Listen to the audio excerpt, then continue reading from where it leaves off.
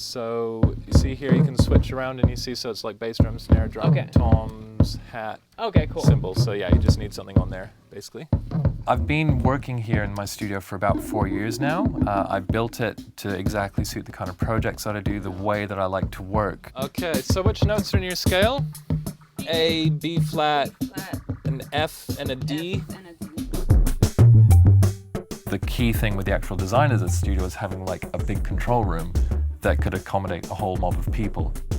And then I wanted everything to be set up so that you could just grab stuff. So I thought it'd be fun to actually do a day where we just all put ourselves together in the room with absolutely no plan. All right. You hear us? Sounds perfect now. Okay, cool. Could you give us a bit more blattery? I kind of wanted to try recording everything through all the Focusrite ISA stuff. So we had an 828, which I've been using for years and I love. We had a 428 Mark II in as well, and then the classic 430 Mark II. So basically that gave us a ton of microphone inputs, a ton of line inputs, instrument inputs, and then with the 430, the ability to go a bit deeper. Cool, man. So it's kind of a little bit more spacey,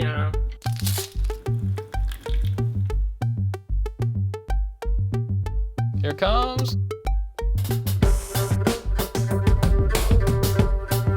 The reason that I use the 828 in my studio pretty much every day is it's got a really small footprint, but it's hugely functional. So you can have a whole bunch of synths plugged into all the line inputs, a whole bunch of microphones around the room plugged into all the mic inputs, and then you've got the instrument inputs on the front. So if you suddenly decide you need like some weird random bizarre instrument from the other room, a little electronic toy keyboard or something, come in, smack it on the desk, and then plug it straight into the instrument inputs. In a way, it's like the net that I use to bring all the sounds into the computer. I'm just going to run you a different loop, but with the bass line still. Okay.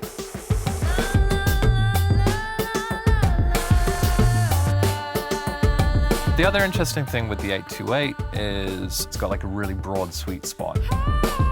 There's some more like classic, well-known preamps and line amps and stuff like that that sound awesome, you know, in a very small range, and it's just one extra thing to worry about. So if we're trying to do something, especially like today where we're just being really spontaneous, there's a whole mob of people around, and you can't just get everyone to like be quiet while you spend 20 minutes getting something just so. You can trust these boxes that you go and press the buttons, turn it up, and just hit go. Yeah, let's get a bunch of noodles and then we'll hit that like specifically at the end. Just give me a yell if you need your mix change.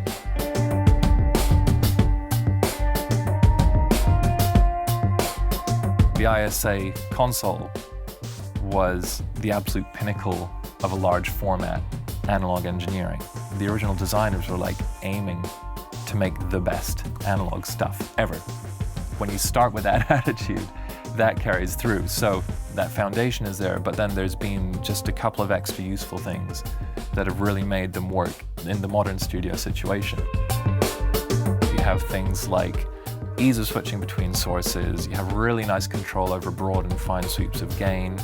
The mic impedance is a great thing to play with. On the 430 Mark II as well, just like that extra mic air, just kind of, you know, you have some nice ways to shape the sound that's going in without doing anything too heavy-handed.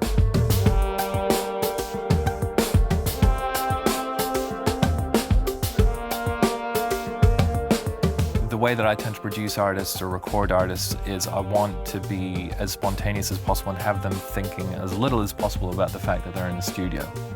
So definitely having that kind of engineering standard in the ISO rack mount stuff and the 828, 428, just having that kind of bulletproof reliability, not just reliability, but the kind of sonic excellence, the standards, are really critical parts of my work now.